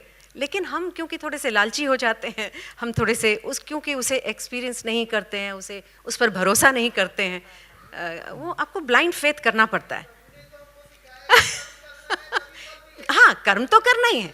हाँ, कर्म तो करना ही है. बिना कर्म के तो कुछ नहीं मिलेगा. और वो कर्म साथ में, कर्म के साथ में विकर्म का भी डेफिनेशन दिया है, और देखिए अकर्म का भी डेफिनेशन दिया है. तो हर चीज को ये कलयुग में गलत चीजों को भी, मुझे ऐसे लोग मिलते हैं. हाँ.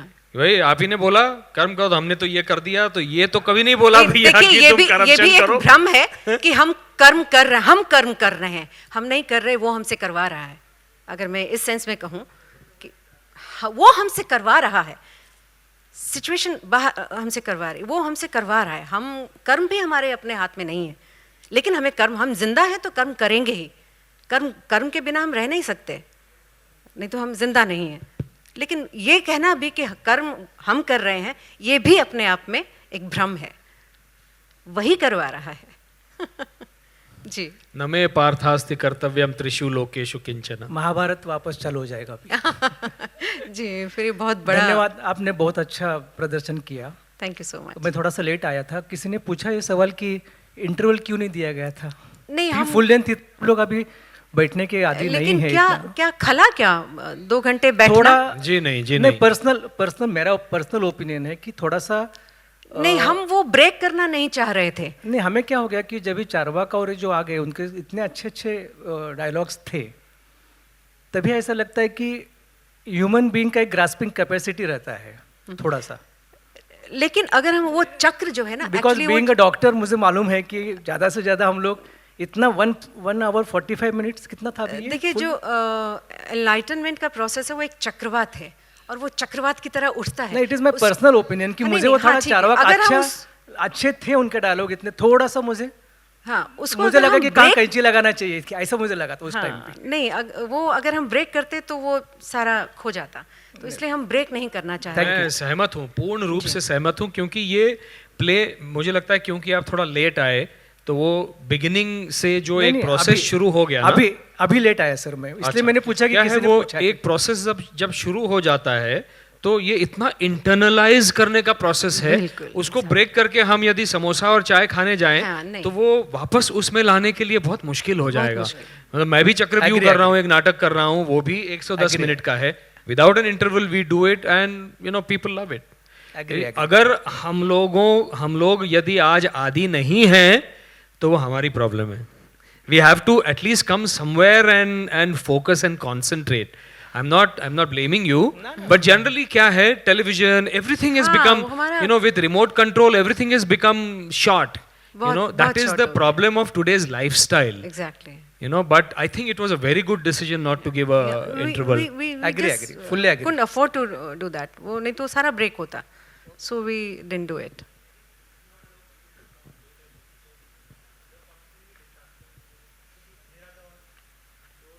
राइट, वो तो ऑर्गेनाइजेशन को देखना चाहिए जो ऑर्गेनाइज कर रहे हैं। हाँ जी, हाँ नहीं, यहाँ भी करना चाहिए था, बट अच्छा, sorry, that was not in my hand, so I couldn't do anything. यहाँ पर एक सब प्रश्न है। नमस्कार। नमस्कार जी। बधाई हो, आपका प्ले बहुत अच्छा था, बहुत बहुत अच्छा धन्यवाद, लगा। बहुत बहुत धन्यवाद। सिर्फ एक क्वेश्चन है आपसे कि प्ले जिस दिन आपने सोचा और आज इसकी जर्नी कितनी लंबी थी, ओवरऑल टाइमिंग? ये नाटक हम पिछले 11-12 साल से कर रहे हैं। मैंने फर्स्ट टाइम देखा, सॉरी। मैंने तारीफ बहुत सुनी थी, मेरा फ्रेंड ने लेके आया। बॉम्बे में तो पहली बार कर रहे हैं ना, तो आप हाँ, दिल्ली में और जगह हो चुके हैं, तो ये 12 साल पुराना नाटक है। तो क्वेश्चन 12 साल पीछे ले जाता हूँ। जी जी। जिस दिन आपने 12 साल पहले ये स्क्रिप्ट सोची थी मैं करूँगी, और फर्स्ट टाइम प्ले करने में कितनी देर लगी थी? जो फर्स्ट टाइम हमने किया था, ये 8-10 महीने का प्रोसेस था वो। 10 महीने? हाँ, 10 महीने लगे थे जी। बाकी सवाल तो हो गए सभी के।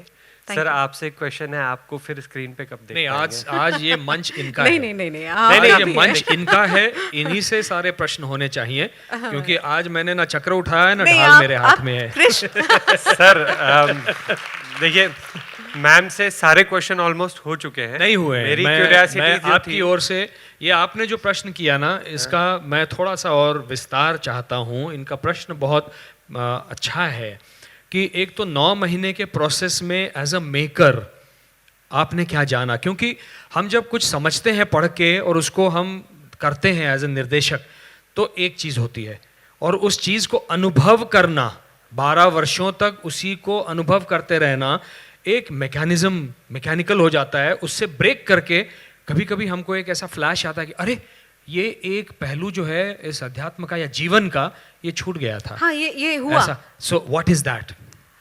Because that's the process, that's the journey of growth. Exactly. As an artist. हाँ, बिल्कुल ये हुआ। और वो परसेप्शन हर बार जब भी हमने इस नाटक को दोबारा किया, वो बदलता चला गया। जैसे वो क्लाइडोस्कोप कहते हैं उसको, डिफरेंट कलर्स जो होते हैं वो, है ना, वो राइट। तो उसमें आप उसको हिलाएं तो वो अपने शेड्स बदलता है, वो कलर डिफरेंट पैटर्न्स आपको दिखाता है। हमने एक लुक में देखा, उसको हिलाए बिना देखा तो ये पैटर्न दिखा, लेकिन नेक्स्ट उसको थोड़ा सा हिलाया तो वो पैटर्न बदल गया। सेम हुआ इस नाटक के साथ कि वो कुछ और समझ में आया, अगली बार किया तो कुछ और समझ में आया, और मतलब कनेक्ट हो गई सारी चीज़ें, पूरा ब्रह्मांड, सारी चीज़ें, सारे जितनी भी विधाएं और वो सब के कनेक्शंस मिले, और वो अनुभव में आई चीज़ें, वो एक्सपीरियंस में आई एक्चुअली वो चीज़ें। कि जो प्रश्न लोग हमेशा मुझे करते हैं वो मैं आज आपसे करने जा रहा हूँ कि कृष्ण को निभाने के बाद आप में क्या फर्क हुआ, जी जी जी, क्या अंतर आया जी जी जी, इस नाटक को, क्योंकि ये इतना प्योर फिलॉसफी है एग्जैक्टली ऑफ लाइफ, बिल्कुल बिल्कुल। इसको निर्देशित करने के बाद और इसमें काम करने के बाद 12 वर्षों में आप में क्या अंतर आया? वो शून्यता मिली, फकीरी मिली। फकीरी तो हम थिएटर वाले हमेशा साथ में लेके चलते हैं। हाँ, और वो फकीरी इतनी अच्छी अवस्था है कि आपको किसी चीज़ की चिंता नहीं है, कुछ खो जाने की चिंता नहीं है, कुछ पा लेने की लालसा नहीं है। तो वो चीज़ एक मिली जो कि मुझे लगता है बहुत अहम चीज़ मुझे मिली। मुझे उसके बाद कुछ और पाने की इच्छा रही नहीं, तो फकीरी मिली, शून्यता मिली। और मैं आपको ये बताना चाहता हूँ कि मेरा क्वेश्चन क्यों था। एक्चुअली हम लोग भी एक प्ले की रिहर्सल्स कर रहे हैं, तो मैं सोच रहा था कि हम कब प्लेटफॉर्म पे आएंगे, कब हम स्टेज पे आएंगे। वो जर्नी मैं अपने आप अंदर डालना चाह रहा था कि भाई अभी हम लोग बहुत पीछे हैं, अभी टाइम लगेगा। सर आप प्लीज़ जल्दी से स्क्रीन पे आइए, हम आपको देखना चाहते हैं। हाँ बिल्कुल, आएंगे, सब लोग बिल्कुल आएंगे। दुर्भाग्य से मैं टेलीविज़न नहीं कर पा रहा हूँ क्योंकि जो सोप्स जिस तरह के चल रहे हैं टेलीविज़न पर वो मुझे अपील नहीं करते, पर मैं फिल्में करता हूँ और मोहनजोदारो मेरी लास्ट फिल्म थी। अब केदारनाथ कर रहा हूँ, सारा की डेब्यू फिल्म है, उसमें सारा plays my daughter, I play her father. और मैं अभी निर्देशन करता हूँ। पहली मेरी डेब्यू फिल्म जो है वो मराठी में थी तनुजा जी को लेके।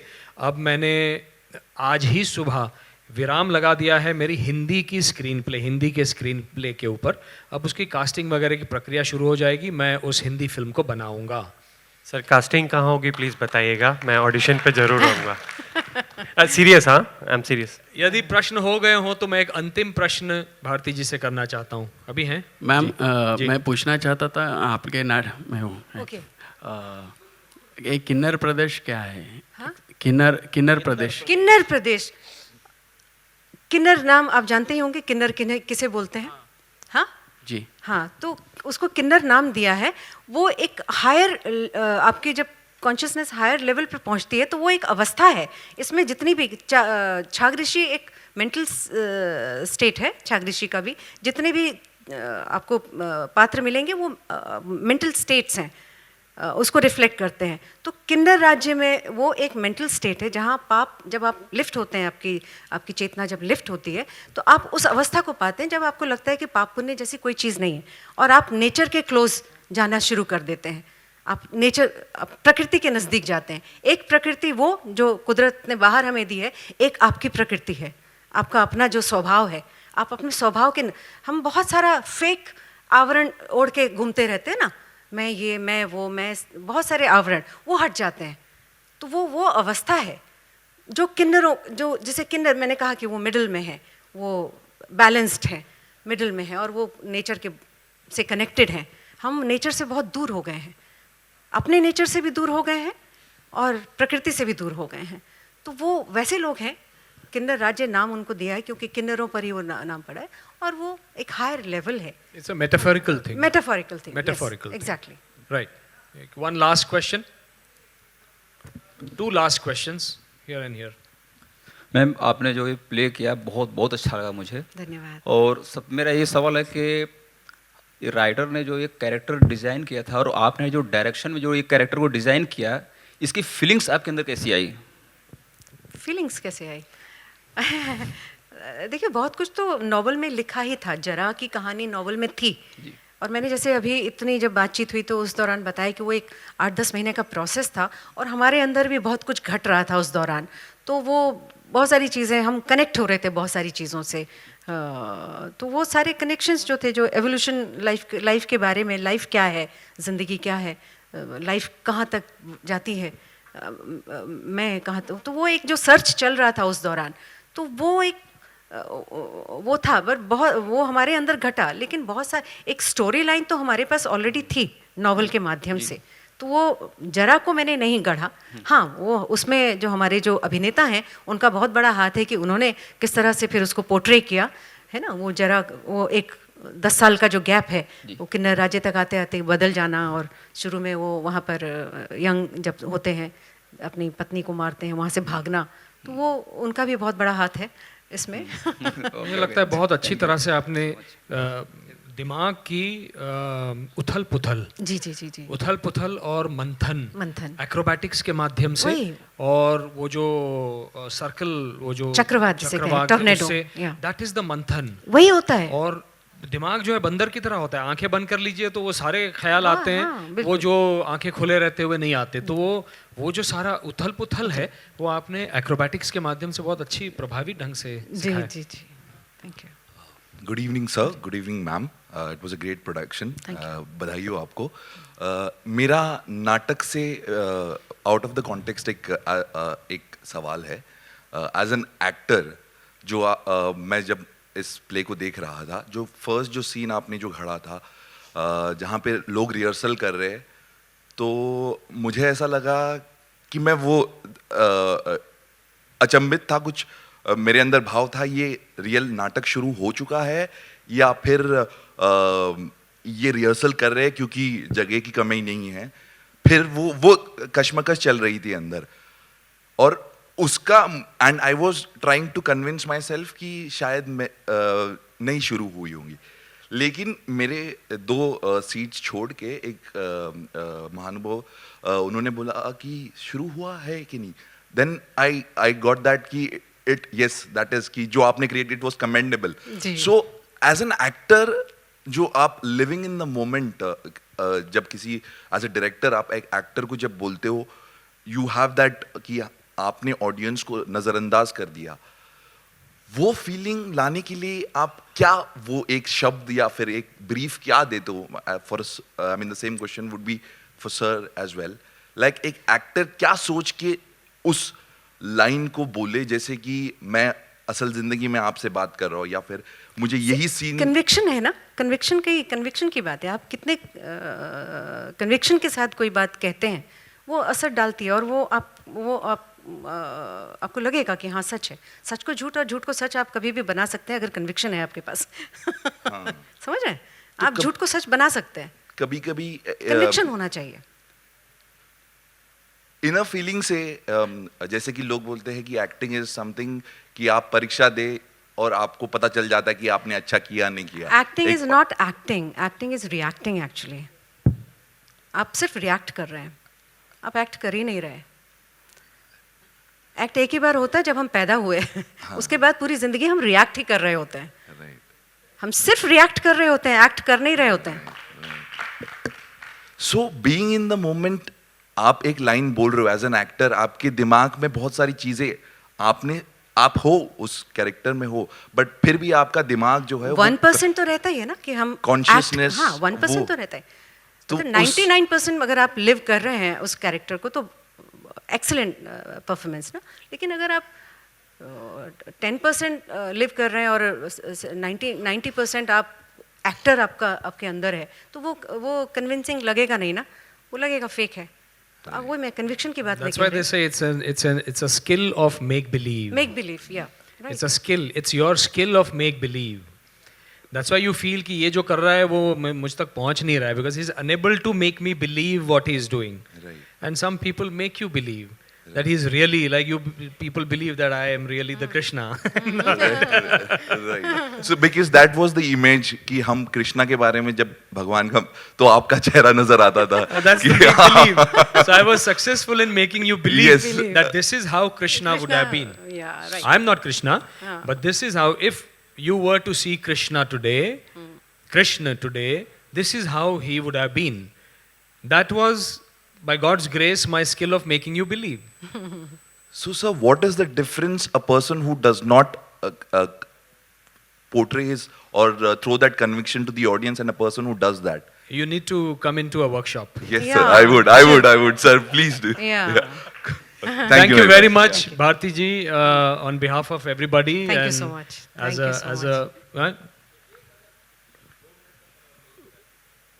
Is it about the play? No.